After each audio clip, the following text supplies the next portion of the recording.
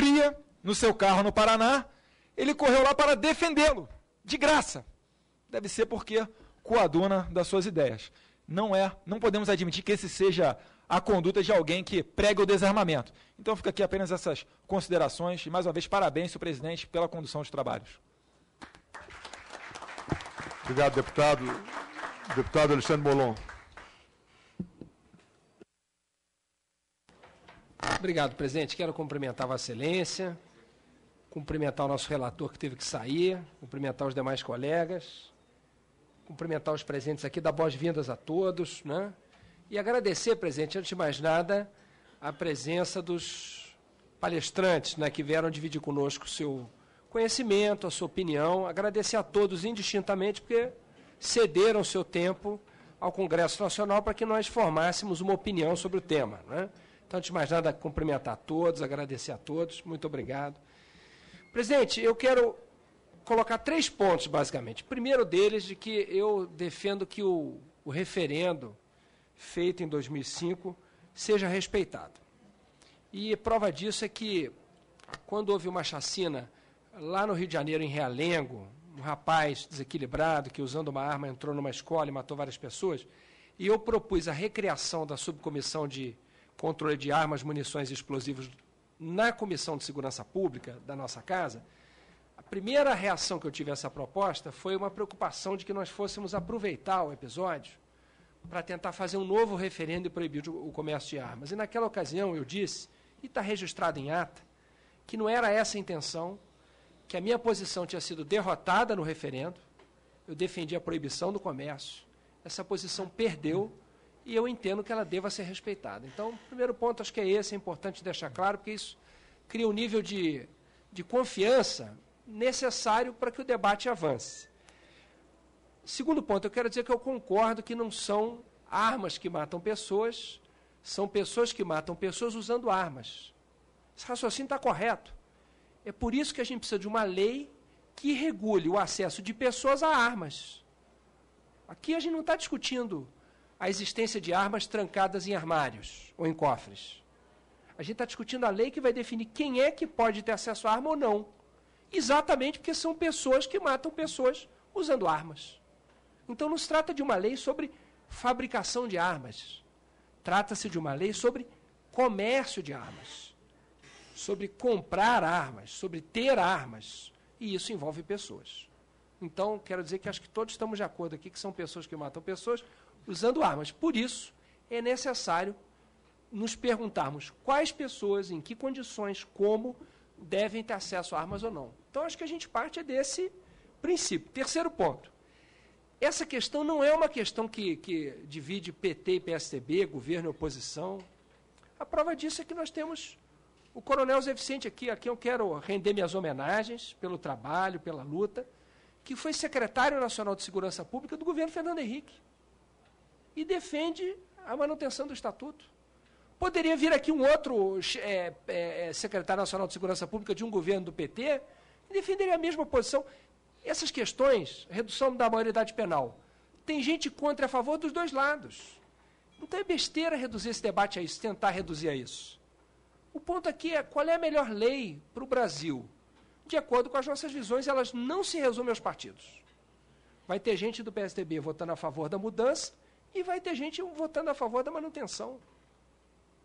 Então é bobagem a gente caminhar para esse lado, quer dizer, a gente não avança. A questão é a seguinte, acho que é isso que a gente deveria discutir. Primeiro ponto, quando as estatísticas são apresentadas, quaisquer que sejam, para elas serem derrubadas, tem que se dizer, olha, o problema nessa metodologia aqui é esse. Ou então, contra essa estatística desse centro de pesquisa, eu apresento essa outra, desse outro centro de pesquisa. Porque não adianta a gente dizer, os números são falsos. Com base em que se diz isso? Ou quais são os outros números que derrubam esses números? São números de quem? Vamos trazer quem tem os números diferentes aqui, vamos fazer um debate. Então tem um pesquisador que diz que quanto mais arma, mais violência. Se tem um outro pesquisador que trabalhe com ciência, que tem uma visão oposta, vamos trazê-lo e vamos colocar para debate, não tem problema. Não, estamos falando de pesquisas... Não. Veja bem, todo mundo tem o direito de ter, não tem nenhum problema, todo mundo tem o direito de ter a opinião que quer. Isso aí está fora de debate. Então, independente dos números, eu respeito quem diz assim, ó, independente dos números, eu entendo que as pessoas devem ter armas. Eu discordo dessa posição, mas eu tenho que respeitar que a pessoa pense isso. Agora, se alguém diz, não, os números não são esses, então nós temos que dizer, quais então são os números? Vamos fazer uma mesa só de estatísticos aqui? Eu acho que é assim que a gente avança. Se não for para esse lado, se for para o lado do debate em tese, teórico, também não tem problema. Agora, se a gente vai debater número, dizer esse número não está correto, esse número está correto, tem que ser com base em alguma coisa objetiva, qualquer que seja. Vamos trazer as metodologias e dizer, ó, essa é a metodologia de um lado, essa é do outro, essa daqui. Aí o estatístico vai dizer, essa não funciona porque o senhor não levou em consideração essa variável. O outro vai dizer, seu universo amostral é pequeno. Aí a gente vai para um debate dos números. O que não precisa ser o caso aqui. Eu até acho que é bom. Pode ser que se entenda que não é esse o caso. E aí vamos para o debate de opiniões, que é legítimo.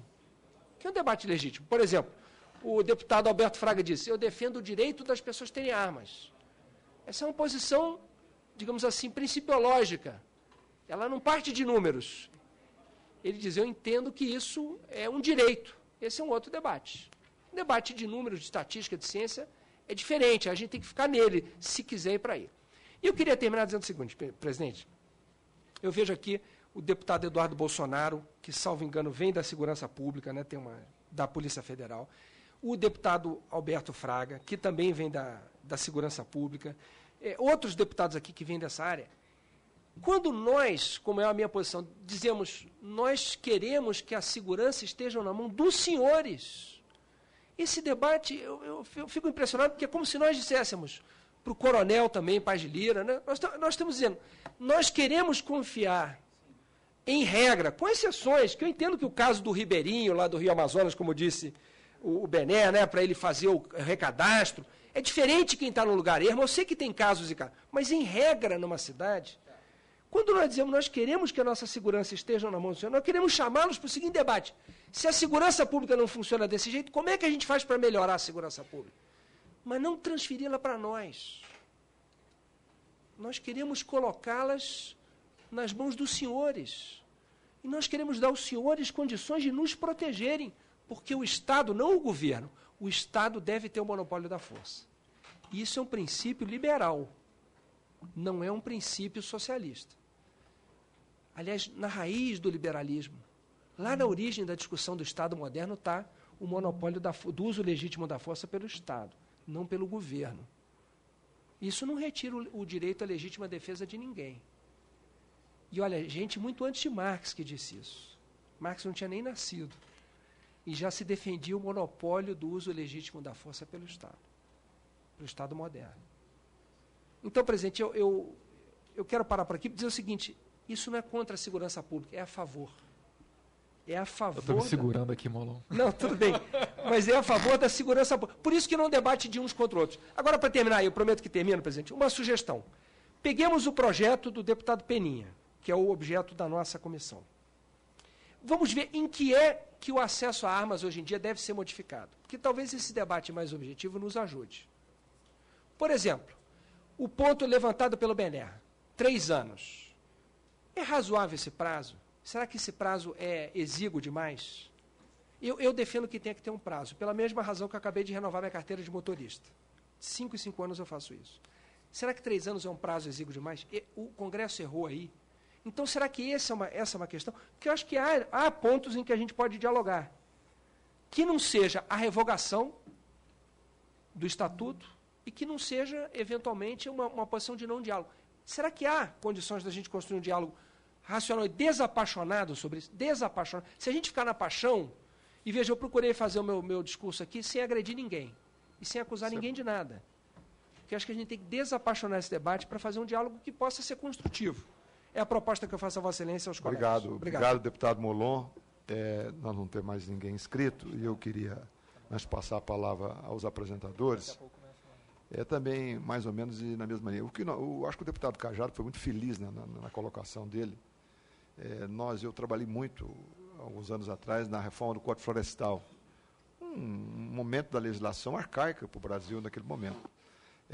eu também defendo essa posição sua, deputado Cajado, que coincide com a posição que o deputado Molon disse agora. Eu acho que, tirando as nossas emoções pessoais,